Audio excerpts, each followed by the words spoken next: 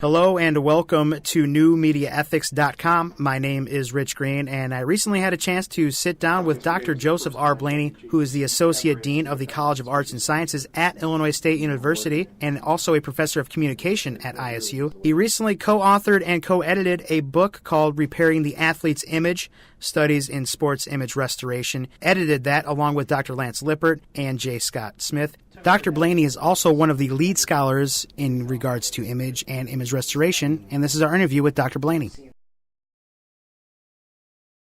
If you wanted to look at textbook example of doing things right, you'd look at Tiger Woods. You know, ultimately, when he made himself accountable for his actions, he expressed his sorrow over and over. He talked about all the people he had hurt. You know, he recognized the fact that he'd hurt his family, first and foremost.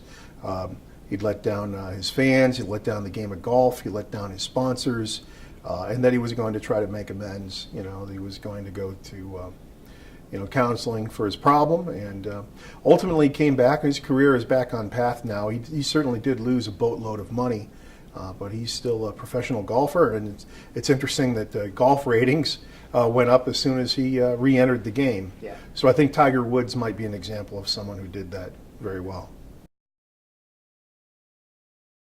The case studies that we've seen now for about 2 decades are all pretty clear that if the public perceives that you've done something wrong, you better admit it, you better apologize, express regret or sorrow over it, and you better offer some way of making sure that things don't happen again, some plausible way. Certainly an ethical person will be more credible in terms of offering their explanations for their untoward behavior. People who are perceived as credible and ethical are generally more persuasive in general, and that probably applies to image restoration as well.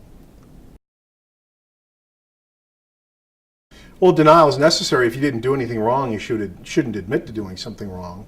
But the famous case of Bill Clinton, and I would refer you to the book The Clinton Scandals and the Politics of Image Restoration, written by myself and William L. Benoit. We saw that Clinton used denial very, very effectively in certain situations, but in other situations where there's going to be physical accounting records or DNA samples or otherwise incontrovertible evidence that you did something wrong, but you're still engaging in denial, that's going to come back and bite you. Because then you've committed 2 offenses. You've not just engaged in the misdeed of which you were accused, now you've lied to people about it. We know this much: the public is forgiving, in particular the American public.